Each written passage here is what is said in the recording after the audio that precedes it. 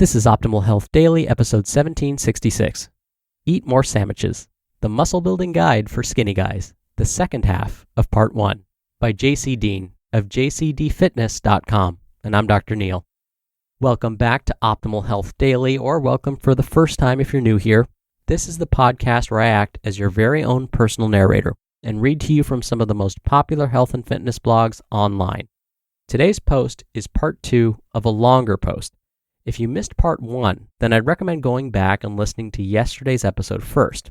That was episode 1765. Now, I also know the title of this post says it's a muscle building guide for skinny guys. If you feel like you have no interest in building more muscle, if you don't think you're skinny, you're actually trying to lose weight, maybe you don't identify as male, I promise you'll still get something out of this post. So don't skip this episode altogether. I highly recommend you give it a listen. I promise you'll still find it fascinating. So hopefully now that I've convinced you, let's get right to part 2 and continue optimizing your life.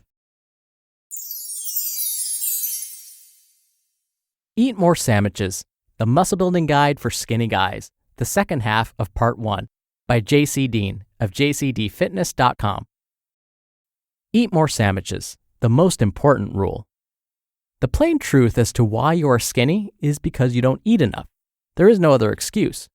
If you were chubby, we would know that you eat enough, and I would simply just ask you to train at this point. However, it's not that simple for skinny guys. Over the last few years, I've had the luxury of observing some of my friends, as well as a client or two, who were of the skinny population, looking to gain some appreciable mass. What did they all have in common? They never ate enough. The cycle usually went like so. They would decide to embark on a muscle-building diet and immediately up their caloric intake. Day 1 and 2 were awesome. We'd be eating burgers together and washing them down with shakes and ice cream cones. They were off to a good start. Then by the end of the week, we'd go out again and do the same thing.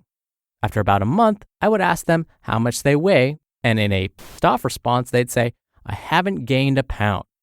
After some thought, I would say, "That is not possible. You have been eating like a horse, right?" Of course, their response was always, "Yes, I have been eating like this daily." I knew there was more to this story. Something was not lining up. They were either lying unintentionally, or they had a tapeworm. I was hoping the former. I decided to spend a week with them, watching their daily eating habits, making them religiously track their intake and so on. So what did I find out? The biggest issue I found was inconsistency.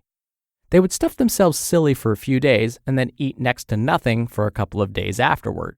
It's not that they were doing this on purpose, but because they were just going by their hunger signals. They simply were not hungry after a few days of overfeeding, thus the lack of overfeeding. This is very common, and in my opinion is the number one reason some guys have such a hard time gaining weight. I have never been a skinny guy, but can definitely relate to being so stuffed and sick of food for a day or so afterward. So in short, the key is making sure you eat enough to grow. Do whatever you have to do. It might mean picking a certain number of calories daily and making sure to hit it, even if you have to track your meals to get enough. If you put your mind to it, it actually becomes really easy. Set your protein at 1 gram per pound of body weight. Multiply your body weight by 0.4 up to 0.5 to get the grams of fat that you need, and then fill in the rest with carbohydrates. I got that little equation thanks to Alan Aragon. It might have been Lyle McDonald. I can't remember which one I stole it from. First, you must find your maintenance intake, and then aim to eat 400 to 500 calories over maintenance daily. If you're not gaining weight, it's time to raise the calories. There's no other way around it. Here's a quick recipe for my favorite muscle building snack. 2 pieces of bread, which are about 160 or so calories, 2 tablespoons of peanut butter, which is about 200 calories, 2 tablespoons of strawberry jelly, about 100 calories, and 2 cups of whole milk, about 300 calories. Total, 760 easy calories, and I could eat this multiple times per day. If you can't stomach 2 PB&J sandwiches per day, you've lost all hope. Consistency. As I mentioned in many previous articles, consistency is always key to long-term success. When you were learning to ride a bike, you didn't jump on and stroll like a pro after one day. You screwed up a ton, skinned your knees, and bloodied your nose after flying over the handlebars, but you learned to ride because you kept at it. The same applies when eating to grow. Overeating for 1 or 2 days in a row and then undereating the rest of the week is not going to yield the results you are after.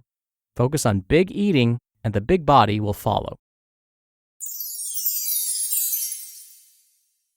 You just listened to part 2 of the post titled, Eat More Sammiches, the Muscle Building Guide for Skinny Guys by JC Deen of jcdfitness.com. Dr. Neal here for my commentary.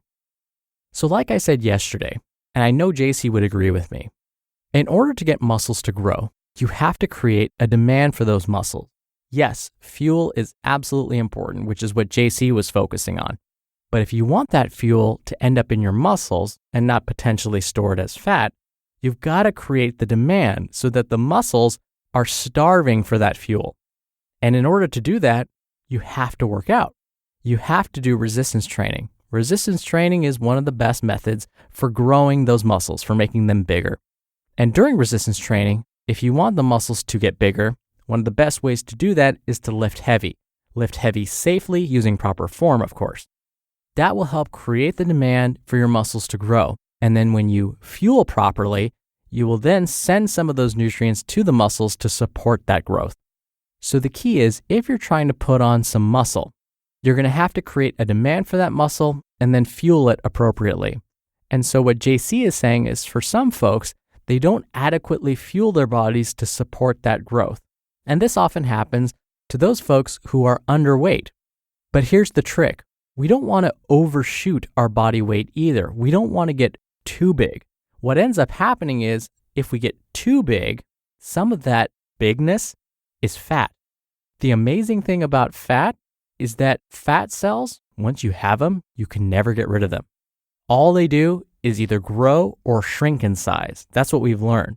So we don't want to create too many extra fat cells because you can really never get rid of it. So what we want to do is, as we get bigger in size, we want to manage our body fat.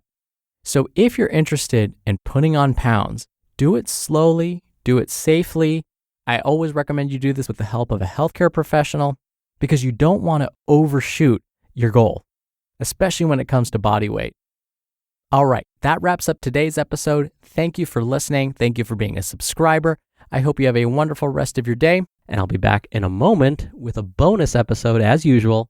So I'll see you there where your optimal life awaits.